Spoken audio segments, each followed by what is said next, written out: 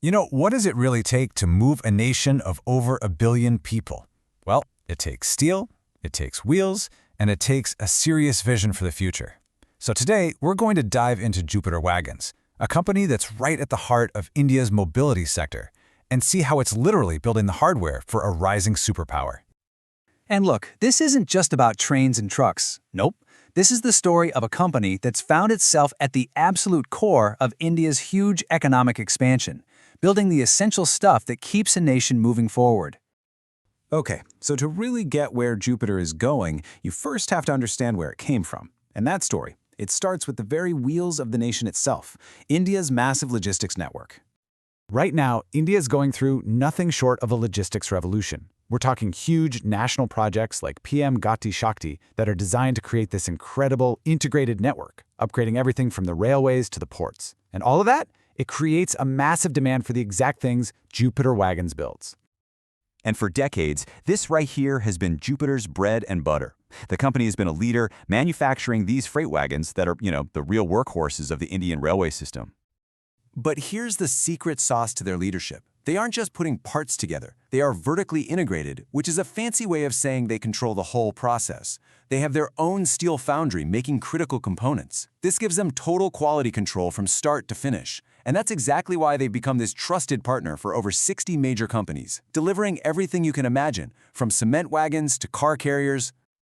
Okay, but the real story here, the one that gets really interesting, isn't about perfecting the past, it's about a massive strategic pivot to the future. This is where Jupiter starts its transformation from a legacy manufacturer into a modern mobility powerhouse. And you can see that shift right here, plain as day. On the left, you've got their legacy, the heavy-duty freight wagon. And on the right, that's their future, a sleek electric truck. The company is making a very clear, very deliberate move from the rails to the road and well beyond. And this pivot, it's happening on 3 really important fronts. First, they've jumped into commercial electric vehicles. Second, they've partnered up with a European leader to bring high-speed brake systems to India. And third, and this one is super important, they acquired a company so they can start making their own wheel sets. That move reduces their reliance on imports and basically secures their entire supply chain. It's a game changer. So a great strategy sounds good on paper, right? But is it actually working? Well, for that, let's look at the numbers, because they tell a pretty compelling story. First, let's just talk top-line growth. In fiscal year 2025, the company hit nearly 4,000 crore rupees in revenue. And that's not just a big number, it's a solid 9% jump from the year before. That shows some powerful market demand and really strong execution. But what's maybe even more impressive is this, their order book. We're talking over 6,300 crore rupees. For a company like this, an order book that huge is a massive vote of confidence from the market. It gives them a clear runway for growth and, predictable business for years to come. That's huge. Now, if we dig a little deeper, you can see just how healthy the business is. See that EBITDA margin line? That's basically a key measure of how profitable they are. And it has steadily climbed from about 12.5% to almost 16% in just 3 years. That tells you their focus on getting more efficient is really paying off, making the business fundamentally stronger. But of course, no journey is ever a perfectly straight line. To get the full picture, we have to look at some of the recent headwinds the company has been facing. Which, it begs the question.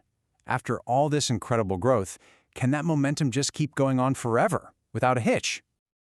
Well, a recent quarterly report showed a pretty significant dip. Revenue for the first quarter of fiscal 26 was just 411 crores. That's a sharp drop from 895 crores in the same quarter last year. So, what happened? Management addressed this thing head-on. They pointed to a temporary shortage of a critical part, those wheel sets, from their main supplier. But the key word here is temporary. They've already said that the supply situation is getting better, and they fully expect to recover that lost production in the coming months. Okay, so with that context, let's look forward. Let's see how the company plans to keep this transformation going and drive that future growth. The vision is crystal clear.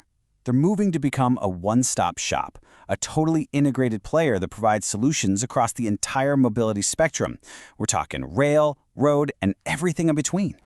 And here's their 4-part playbook to make it happen. Keep expanding their product lines, look for smart acquisitions, stay relentless on cost efficiency to boost their profits, and of course, double down on the massive opportunity in the commercial EV market. And that brings us right back to our central question. As India's economy keeps climbing, the nation needs an equally powerful mobility engine. And from what we can see, all the evidence suggests that Jupiter Wagons is positioning itself to be exactly that, building the very wheels that are going to carry India into the future.